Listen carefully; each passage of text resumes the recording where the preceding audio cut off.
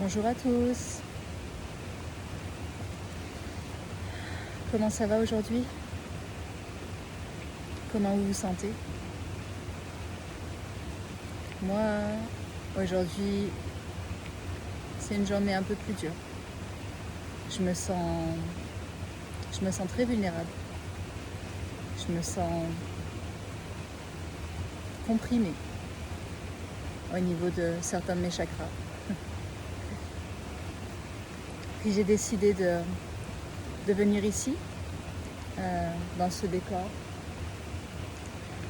voir mes amis Shiva et Ganesh. Un endroit que j'ai découvert en décembre dernier et ça m'apaise vraiment beaucoup de venir ici. J'ai beaucoup pleuré ici. C'est vraiment un endroit où je peux me déposer. Ouais, je me sens très vulnérable aujourd'hui, puis j'avais envie de vous partager ça. Ce matin, on m'a gentiment rappelé que être vulnérable, c'est aussi être dans sa puissance. Puis c'est vrai. Puis j'ai tendance à l'oublier parfois. On a vraiment été conditionné à penser que être vulnérable, c'était être faible, qu'il fallait cacher nos émotions, pas pleurer en public, pas montrer qu'on était faible, réprimer notre colère, se contenir, se taire, étouffer. Puis c'est quelque chose depuis le début de mon éveil où vraiment je m'empuissance, où j'ose reconnecter à mes larmes, à ma colère, à mes hurlements.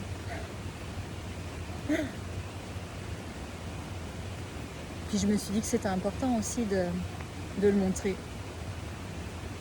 Je trouve ça vraiment important d'oser me montrer vulnérable parce que je suis pas la seule personne humaine sur cette planète qui a parfois de la colère, parfois de la tristesse, de la frustration. Et c'est le fun de voir les gens dans la spiritualité qui sont toujours très positifs et qui nous envoient toujours des messages pour nous aider, pour nous encourager, pour nous amener à évoluer. Mais c'est aussi fun de voir que parfois ça va pas, puis c'est ok. Parfois c'est des moins bonnes journées, puis c'est cool. Pourquoi ça serait moins bien que les bonnes journées? Bien sûr, tout dépend de la manière dont on gère les choses, tout dépend de la manière dont on voit notre vulnérabilité. Est-ce que ta colère, tu vas la projeter sur les autres? Aujourd'hui, je ressentais beaucoup de colère, puis j'ai pas été parfaite. Mais qu'est-ce que je fais avec ma colère? Est-ce que je vais la cracher sur quelqu'un d'autre? Ou est-ce que je vais m'en servir pour voir ce qui se passe à l'intérieur de moi? Puis est-ce que je libère ce qui se passe en moi? Aujourd'hui, j'étais en colère ce matin, puis je me suis rendu compte que j'étais en colère parce que je m'asservis toute seule. Puis c'est drôle parce que ce matin, je me sentais privée de ma liberté, je me sentais vraiment étouffée. Puis je le ressens, je me sens comme si j'avais une corde au cou, comme si j'étais dans un corset serré. Puis je trouve ça cool d'avoir eu ces sensations, ces émotions, puis de me rendre compte qu'en fait, c'est parce que je m'asservis seule. Puis qu'est-ce que je peux faire pour me sentir mieux?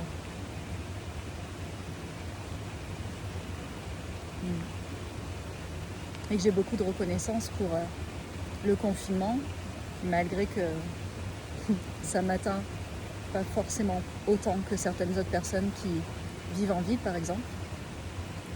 Mais n'empêche, se retrouver à la maison avec ma fille, avec mon mari,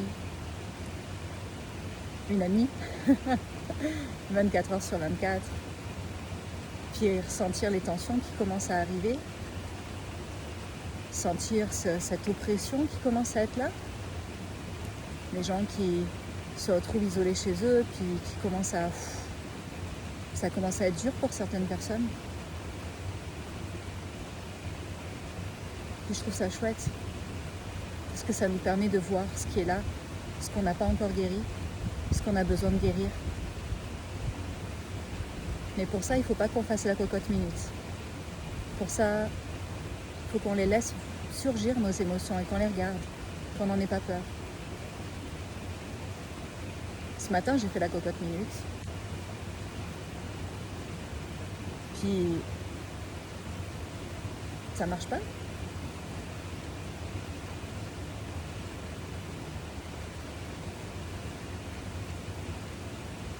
Et que c'est ça.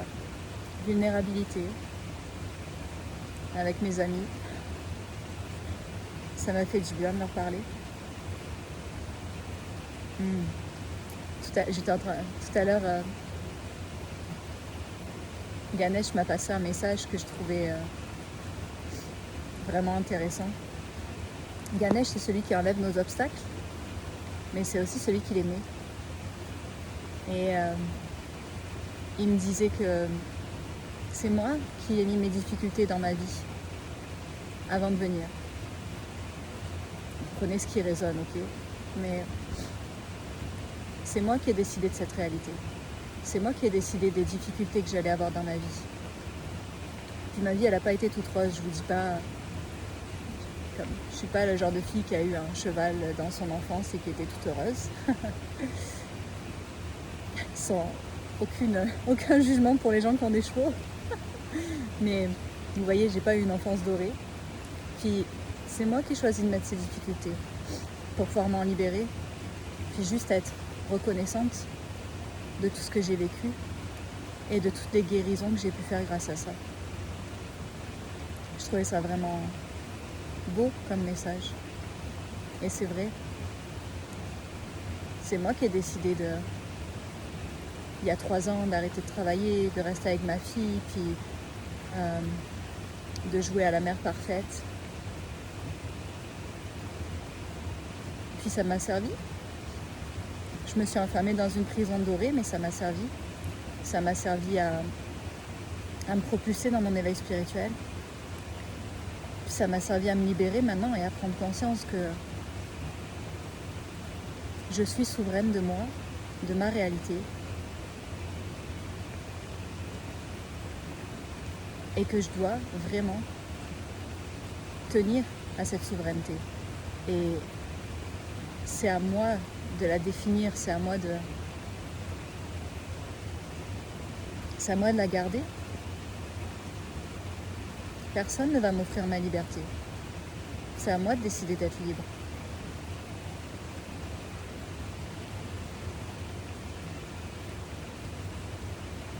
Donc c'est ce que j'avais envie de vous partager. Puis comme j'ai une grande affection pour Ganesh, j'ai envie de lui offrir un chant, puis j'ai envie de le faire avec vous. Ça me tente.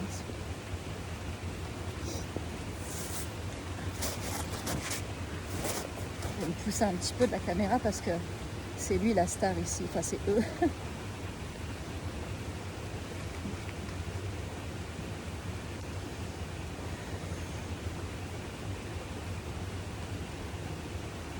Om Gam Ganapataye Namaha. Om Gam Ganapataye Namaha.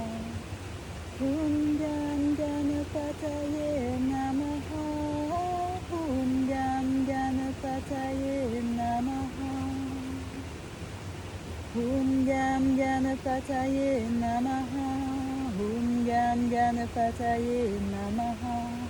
Om Gam Ganapataye Namaha. Om Gam Ganapataye Namaha. Om Gam Ganapataye Namaha. Om Gam Ganapataye Namaha. Om Gam Ganapataye Namaha. Om Gam Ganapataye Namaha. Om Gam Ganapataye Namaha. Om Gam Ganapataye Namaha. Om Gam Ganapataye Namaha.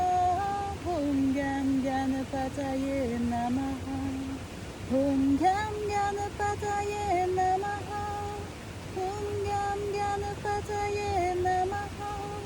Om Gam Ganapataye Namaha. Ganapataye Namaha Ganesha Sharanam Ganesha Sharanam Ganesha Sharanam Ganesha Sharanam Ganesha Sharanam Ganesha Sharanam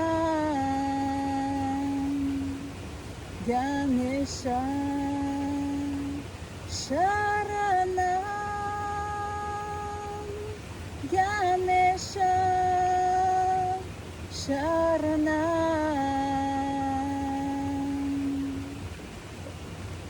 Hum Gam Ganapataye Namaha Hum Gam Ganapataye Namaha Hum Gam Ganapataye Namaha Hum Gam Ganapataye Namaha Hum Gam Ganapataye Namaha Hum Gam Ganapataye Namaha Hum Gam Ganapataye Namaha Hum Gam Ganapataye Namaha Hum Gam Ganapataye Namaha Hum Gam Ganapataye Namaha Hum Gam Ganapataye Namaha Hum Gam Ganapataye Namaha Hum Gam Ganapataye Namaha Hum Gam Ganapataye Namaha Hum Gam Ganapataye Namaha Hum Gam Ganapataye Namaha.